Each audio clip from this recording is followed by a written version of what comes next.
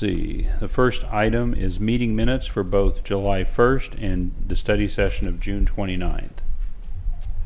I'll move approval. Please I vote. will be recusing on the June 29th study session.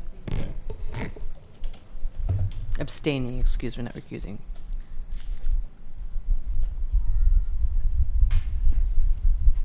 Thank you. Next item is a consent calendar. All items listed on the consent calendar are considered to be routine matters, status reports, or documents covering previous City Council action. The items listed on the consent calendar may be enacted in one motion. With the concurrence of the City Council, a council member or any person in attendance may request that an item be removed for further consideration. Anybody up here have anything? Dean Seif has a card, and I just want to clarify, is it for one of the items on the consent calendar?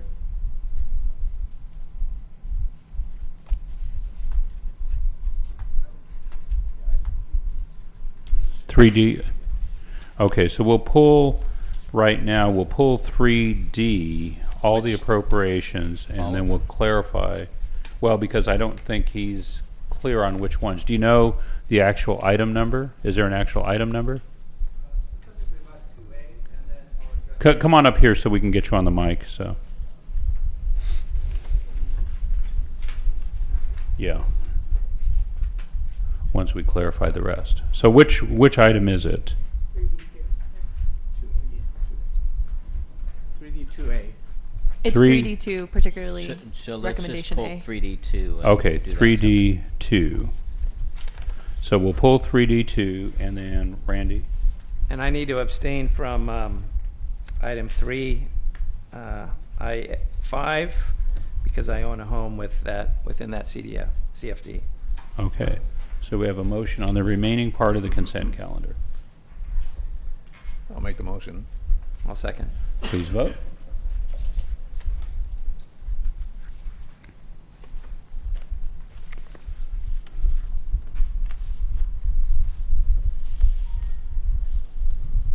Thank you.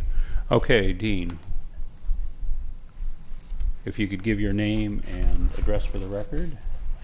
My name is Dean Seif. I'm the owner of All Star Collision, also chairman of the board for Corona Chamber. All Star is at 522 Railroad Street in Corona. And good evening, council members, Mayor Montanez. With regards to item 2A, this item would spend $700,000 in taxpayer dollars to build infrastructure critical in defending the city and region against flood while ensuring water quality. While I'm certain that the engineering is correct and the legal requirements of the request have been thoroughly and professionally followed, my question would be, for such a large item, where was the council workshop dedicated to this expenditure? Has the council received any personal follow-up from the vendors on similar projects? And if so, can the results of that oversight be shared?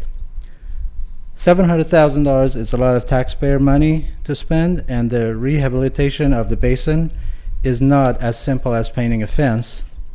There was likely an entire body of great work, city work, created in coordination with a number of professional staff and consultants. Of that, I'm certain. The point I'm seeking clarity on is how prepared are council members to vote on this large item in the absence of a public workshop, outreach to the general public, explaining the expenditure, debating the spending in social media, and ultimately additional full consideration. I have the same questions about items 2B through 2O, and the total of those add up to about $7 million. Thank you. Okay.